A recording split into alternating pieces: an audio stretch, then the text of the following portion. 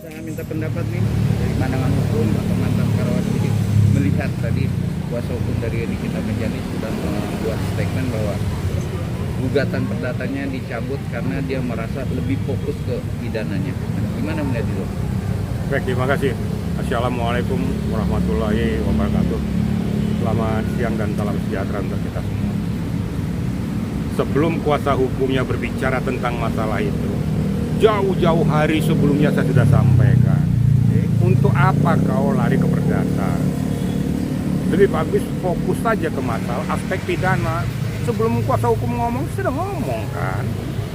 Nah, ternyata dilakukan, ya alhamdulillah. Karena saya sudah berkali-kali sampaikan, kalau kau fokus di perdata ini, kau tidak terfokus di pidana. Itu yang pertama.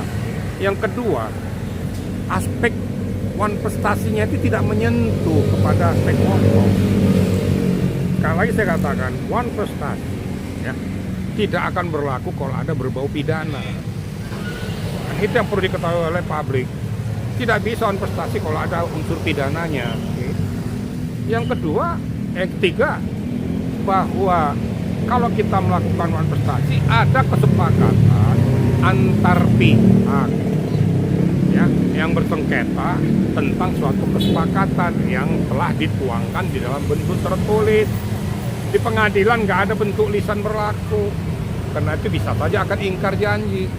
Tapi kalau dalam bentuk tertulis itu sah secara hukum, dituangkan siapa yang sedang bersengketa itu, butir-butir kesepakatannya apa, kemudian ditutup dan ditandatangani dan dinyatakan dilakukan sebenar-benarnya berdasarkan hukum yang berlaku di Indonesia, ditandatangani oleh kedua belah pihak tanggal berapa, tahun berapa ya, disertai kertas materainya.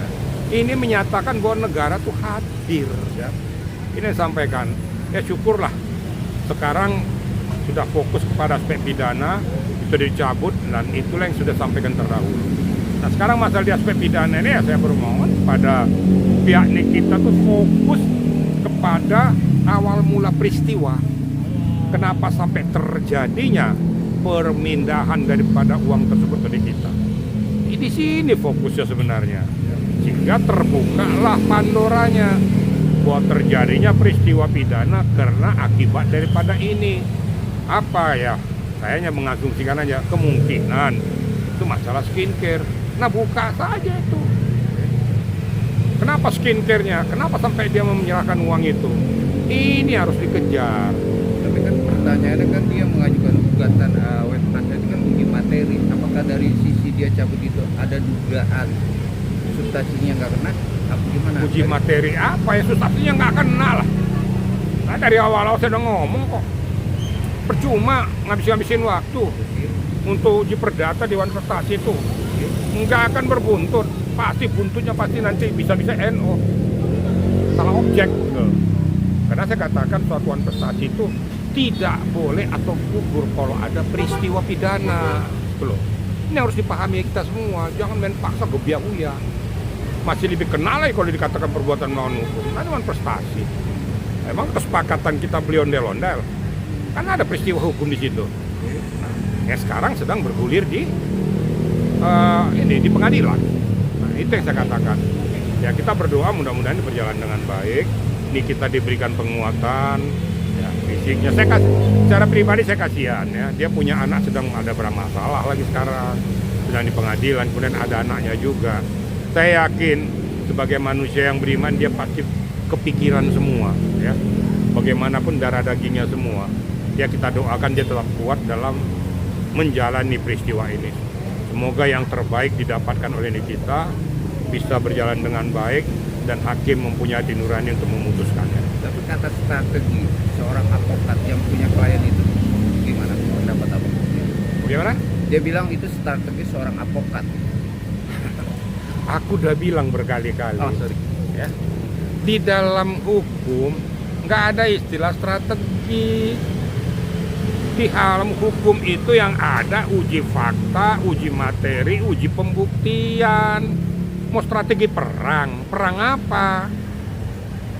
Mau kau bikin strategi model apapun kalau kau tidak punya bukti fakta dan saksi yang menguatkan ngomong kosong semua itu. Ini aja kok perkuat. Bukti, fakta, diuji materi nanti. Ada ahli, ada chartmu, ada saksi yang menguatkan dirimu bahwa peristiwa itu tidak seperti yang dibayangkan. Itu aja yang kau perkuat. Ya mudah-mudahan dengan apa yang kau sampaikan ini bisa menjadi bahan masukan bagi JPU untuk melakukan tuntutannya. Ingat, ketika eksepsi sudah ditolak, berarti berjalan. Kalaupun nanti keputusan selah, ya mudah-mudahan nggak meleset perkiraan saya. Pasti sidang berlanjut. Eksepsi ditolak, keputusan selah berjalan, saya yakin pasti dilanjutkan. Jadi intinya ini kan sudah proses sidang perdata itu sudah berjalan lah. Intinya sidang pidana sudah dalam tanda kutip. Kalau sendiri melihat di gugatannya dicabut itu momen-momen salah atau enggak sih? Itu langkah bijak. Oke. Saya bilang salah, saya nggak mau nyalakan orang. Itu adalah langkah bijak supaya jangan terpecah, supaya fokus saja kepada aspek pidana saja. Ya. Makanya kita berikan penguatan itu sehingga berjalannya persidangan itu. Kemudian dari pihak Reza juga dia akan mempersiapkan diri untuk mengcounter apabila ada dari eksepsi. Nanti kan ada berkelanjutan. Kalau putusan selah nanti berkelanjutan, berarti saksi, uji pembuktian nanti dari saksi, dari Reza sendiri akan memberikan tanggapan dan jawaban tentang apa yang disampaikan oleh pihak daripada kita.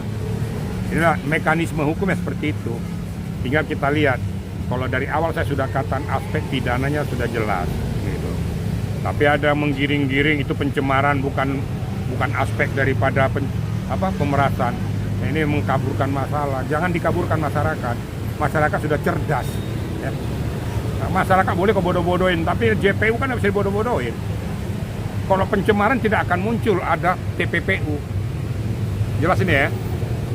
TPPU itu karena ada pidana asalnya, yaitu tadi ya, memperkaya diri sendiri baik sebagian maupun seluruhnya dengan cara melakukan perbuatan tindak pidana untuk merugikan orang lain, untuk dimiliki. Nah ini TPPU bukan hasil jeripayanya, tapi hasil daripada kejahatan. Itu kira-kira ya. Oke, Irjen, satu lagi, mungkin kemungkinan kemarin kan saat mediasi perdata sempat berdebat, ya kan, terjadi perdebatan. Apakah di situ titik puncaknya akhirnya Niki mundur untuk menggugat wan prestasinya karena dirasa ini memang tidak mungkin dan setelah eksepsi jaksa ditolak gitu. Saya nggak menyentuh ke sana. Masalah dia berdebat ataupun berantem di sana nggak ada urusan. Kita berbicara hukum. Saya yakin pengacaranya, kuasa hukumnya sudah berpikir, waduh, ini kalau dilanjutkan bisa-bisa nanti digugur. Ini peristiwa pidana di pengadilan. Nah ngapain buang energi ke sini? Lebih fokus kepada aspek pidana. Langkah yang dilakukan kuasa hukumnya menurut saya sudah cermat, sudah bagus. Fokus aja ke pidana. Jadi nggak ada gara-gara berantem dan berdebat kemarin, nggak ada hubungannya. Ya. Hubungannya kita berbicara tentang akidah hukum. Menurut saya begitu ya. Oke, udah.